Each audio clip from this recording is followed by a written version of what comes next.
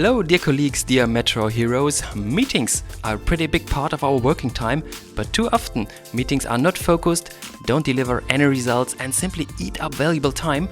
And I think we've all made this experience.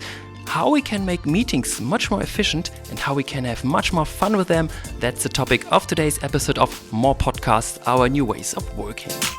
And therefore, a warm welcome to all of you. My name is Bernd Rauder from Internal Communications at METRO.digital. My guest today is Tobias Schröder from METRO.digital. Hi, Tobias. Hi, Bernd. Thanks for having me today. Great to have you here. Tobias, you work as a product manager at METRO.digital and you are also an expert on asynchronous working. What this is all about, we will speak about that later, Tobias. But first of all, please tell us about yourself. Why do you have such a good understanding of how to hold or participate in meetings? That's rather easy to answer. Since 4 years I'm now with METRO.digital and 1.5 years ago, so more or less 2 months before COVID hit us all, I changed my role from an engineer to a product manager. And during that time, you can imagine I had many more meetings. I had to speak to stakeholders, to other people, to other products.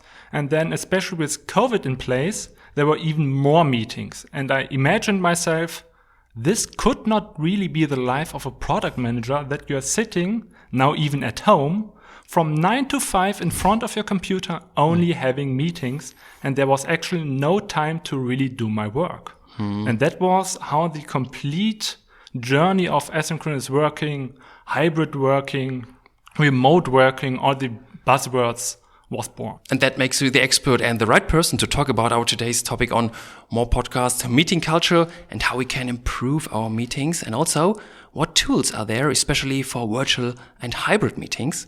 And of course, we also want to know something about your personal new way of working, Tobias. As always, we have our little questionnaire, Try New Things. And we are all looking forward to your sound souvenir at the end of this podcast episode. I'm really looking forward to it. But first, let's talk about our topic today, meetings and how to make them more efficient. Tobias, can you still remember what was the worst meeting you've ever attended? Unfortunately, I can. It is even connected to my role of a product manager.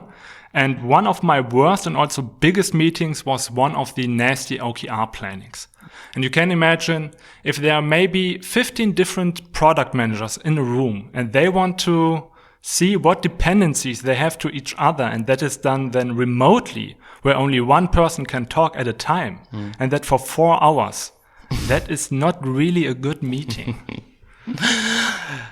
What do you think are the biggest mistakes that can be made in a meeting? There are a few. My top 3 mistakes that you can make is, the first one is that your meeting has no clear goal. You have one question in your head, you want to clarify that question, then you just invite a bunch of people and you are iterating on this question. But you don't really need a meeting for that. Second one is your meeting is unstructured. So you have no time box, people are talking way too long, and maybe even no pre-read that gives you a specific structure.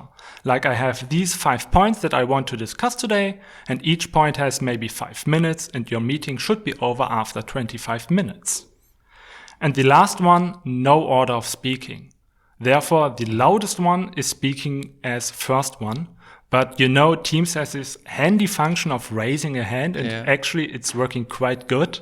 Therefore, you can just make use of that, and it's really easifying your life then. So a couple of points which we can think about when we organize our next meeting. So you've spent a lot of time thinking about how to improve meetings, be they virtual or physical. What do you think are the most important rules that each of us can implement directly for the next meeting? That is quite easy and very fast done. First one is, if you set up your meeting, please think people need a break between meetings. So on Windows, your Outlook has a very fancy feature that you can end automatically every meeting 5 minutes early, or it will start 5 minutes late.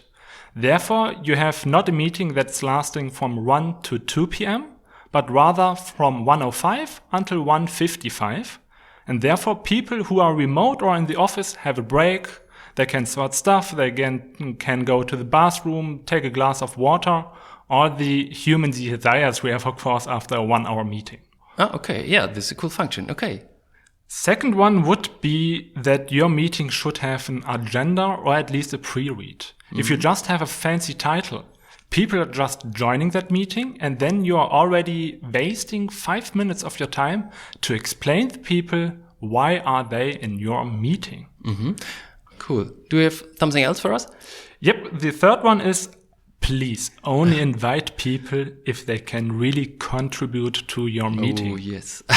If you just inform them because you are afraid they could miss a part or that they could afterwards disappointed, then it's not the proper way to invite them. Therefore, please have the people in there that are really adding a puzzle piece. That are the biggest three things you could directly implement in your next meeting. Cool. So these are the most important rules for a successful meeting. And I think each of us can learn something from this. But now we want to know something about you personally. Because like all of us, your work situation has also changed a lot in the last few months. And I would like to know from you how you personally dealt with your new work situation. And we do that in every episode of More Podcast with a little questionnaire called Try New Things. Ready, Tobias? Sure. What have you tried new since you started working from home? Since I'm working from home, I'm more flexible when it comes to my meetings and where I should spend my 1 hour of lunch break. Therefore, I try to have a sports break in between. Just take a quick run, maybe a 5K, maybe even less. But being outside, getting away from the PC and just having a refreshing break then. Yeah, what kind of sports? Just running. Just running, okay. During the day also? Sure. Yeah, okay, cool. What are your personal learnings from your new way of working? For myself, it's structure is the key. In the office, it's rather easy. Then I'm more focused. But if you're at home, there are so many ways where you can just spend your time. Maybe it's the refrigerator because you're hungry. Maybe the postman is ringing. Therefore, I have a common to-do list, or I just block the hours on my own to have dedicated working blocks where I can be really focused on one specific topic. Our all new friend, the DHL man, who is coming at least to my house almost every day or several times a week. So what bothers you? What do you miss most in Flex Office? That's very easy. My colleagues, of course. Colleagues, yeah. Because in here, when I'm on the campus, you can have a nice coffee break, even outside, then you don't have to wear the masks again. But if you're at home, you don't have the socializing aspect. You are just sitting there, and even if you have the coffee meetings with your team, there are 5-6 people, but then the hurdle again, only one person can speak at a time. And then it's not the nice setting like here in the office. It's again, not the best way. Yeah. Now we know how you experience your personal new way of working, and according to that, you brought us your sound souvenir, and we will get to that later towards the end of the podcast. But first, Tobias, I'd like to talk further about our topic of meetings. We all work from home much more than we used to before Corona, and that's why most meetings take place virtually via MS Teams. Tobias, from your point of view, what is the biggest difference between a physical and a virtual meeting? The biggest difference is that your counterparty is not a person anymore, but the webcam. Most of the time, people are only looking at the screen, but it's very useful to try to connect to the other people in the call. If you just take 3 or 5 seconds and look directly at the webcam, that's much more direct than just staring at your screen or maybe even being unpolite and answer an email in between. People notice that where your eyes are. Yeah. Currently, our new meeting situation is that some participants sitting in the office and some at home. So what do we need to be aware of, especially in hybrid meetings, Tobias? Hybrid meetings have a complete new way of thinking. It depends on how many people are sitting where. So in a hybrid meeting, some people are remote and some people are really located at one place, like in an office space in a meeting room. What you should consider there, even if you have more than one person at one place, just have a look at Teams if there's someone raising a hand and don't ignore the people that are remote. That is the biggest danger that could happen in a hybrid setting. What we are doing in our domain, even if the people meet in one bigger room where you have one of the fancy conference camps, they even dial in with their laptop. So you have the big group screen, but also each person with their individual account, and also they are raising their hands and mute themselves in between, that you don't have the nasty echo in between. Okay, yeah. What technical tools are there to improve the interaction and also the work results of a virtual or hybrid meeting? There are many good tools out there. In METRO.digital, we are using one tool very often that is called Miro. It's an online collaboration tool of a huge whiteboard. So it's really huge because you have literally no boundaries there. And it's not even a whiteboard. You can post stickies there, templates, have retros, post images, links. So it's really a digital playground. We facilitate bigger workshops with even 40, 50 people in there. And it's really working very smoothly with many participants. That is mainly our common tool we use at MD. But also Teams has a whiteboard you could use. You have maybe Mural and other open source software that is out there. Don't be afraid, just grab one tool, try it out. If it's not the best one, take the next one. Yeah, don't be afraid of try out new things. Yeah. This is always a good motto. Okay, the title of this episode is Every Meeting Which Is Not Held Is a Good Meeting. And one way to avoid unnecessary meetings is to work asynchronously. Tobias, please explain briefly to us, what is this about? Briefly, asynchronous work is that you do this stuff during your own time schedule, so not synchronously with others, but you are just working on a specific task on your own time. Imagine you have one question in the room. Maybe your domain wants to improve your meeting culture. Normally you would now open a big meeting, you would brainstorm together and all the synchronous meetings. Instead of that, you could just open it in SharePoint, a Word document. You start somewhere, just putting your ideas in, and the next one is maybe doing the same, maybe in the same time, maybe in the afternoon. But the important thing is you're doing the asynchronous work instead of the synchronous work. Everyone is doing it in their own pace, but you need a proper deadline for that. Maybe you just have a deadline tomorrow at 12 p.m., but not only tomorrow, because only tomorrow is no deadline, so a deadline has to be specific. Then the person who started that initiative just have a look on the different ideas. And then you can think of maybe asynchronous decision is taken, like you just vote per dot somewhere, or you just have to really hold a meeting to clarify things. Then the meeting could be very useful to clarify different things here, but all the brainstorming in this case can be done in a Word document, for example. Yeah, okay. What are other benefits of this way of working? Other benefits are, so asynchronous work is more fair than synchronous work.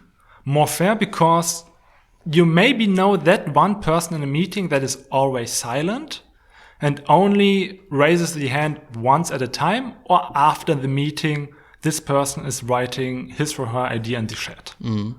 I'm one of that person. I'm always silent, and after that, if I'm digesting the content, I have an idea for that. If you're working asynchronously, the person all persons have enough time to really digest the topic and to state their ideas. There's no one who's the loudest because everyone has the same voice right now. Another one is all your meetings are directly documented. How often have you spoken about some stuff, but you don't know anymore what was decided back then? Why have we taken that decision 1 year ago? Where did it came from? Does someone have some notes for that? Did we have a Word document? Therefore, documentation is the king of asynchronous work, and you should have one place for that documentation. You can easily search for decisions taken, you can search for different ideas you already had, for everything. And that are two big benefits you have then. Yeah, so less speaking, more writing then.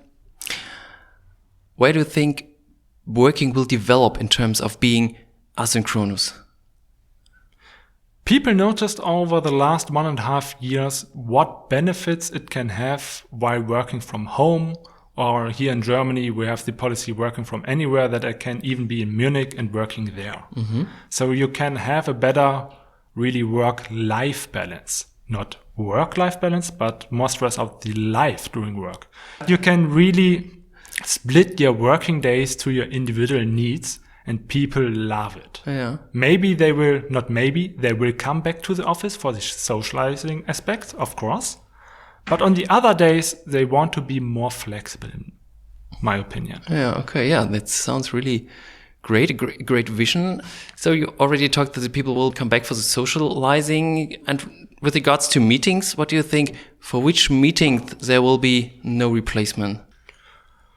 In general, for a short time, you can replace any meeting. In a long-term or even mid-term perspective, everything that's based on socializing, on direct contacts, like the one-on-one with your manager, maybe some really big, even if you can do that, but brainstorming on product ideas, where you have very vivid discussions, very lively discussions in one room with notes overall on the walls. That could not be replaced. So whenever it comes to direct human interactions between at least two parties, a real meeting is always better than a remote one. Yeah. And from my point of view, I think that to build and strengthen personal relationships, as you already said, you simply have to meet sometimes in real life. Nevertheless, if I want to learn more about how to make meetings better and more efficient, where can I find information on that? The quickest way would be that you go on my LinkedIn profile. I have posted a few articles there. Some stuff is on United. We have some articles in Confluence. It's not only me driving the topic. There are many more persons. Yeah. There are some articles anywhere in the METRO universe. Is there a hashtag, or where can I find it on United? Oh, good question. I guess it's either smart ways of working or just in short, async work. Okay, so async work, or go to the LinkedIn profile of Tobias Schröder. And you told me in the preparation of this podcast episode something about the meeting scheduler. What is this? That was one tool I've built in the past that's very aggressive when it comes to take a decision if a meeting is really necessary or if your meeting could be an email. That is online, and you will also find a link here in the show notes. Yeah, exactly. So you can find all the information also in the show notes here. And with that, dear Metro Heroes, we come to the end of this podcast episode and to your favorite section, the sound souvenir. So each of my guests brings along a specific sound that is characteristic for her or his new work situation. And now I'm curious, Tobias, let us hear, what sound did you bring? Let's give it a try.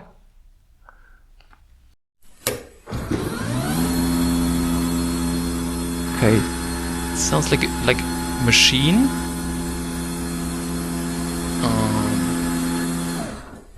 So my wife was also wrong, but she knows the sound initially. Yes. Yeah. So please tell us what it is. It was the adjustable table at home. Ah, you have one at home. That is one hack I bought, having a nice adjustable table also at home. Yeah. To not have the soup coma after lunch or just stand up during the working hours. Ah, cool. This is something you really can recommend? If you have back problems, sure, of course. Okay, cool. Yeah, and a great sound. Thank you for that, Tobias, and also for the great interview. And also thank you for this great physical face-to-face meeting. Without that, this podcast recording, of course, would not have been possible. Great that you were here, Tobias. Thanks for having me, and hopefully your next meeting won't happen. Yeah, exactly. And thanks also to you for listening, dear Metro Heroes. I hope you had some fun. More podcasts. We'll be back soon with a new interesting topic on the new ways of working. And you can find all previous podcast episodes on the More page on United and on all major podcast platforms. Follow us there. And please recommend more podcasts to your friends and colleagues. Leave a like or comment. Above all, stay safe. Bye-bye and take care.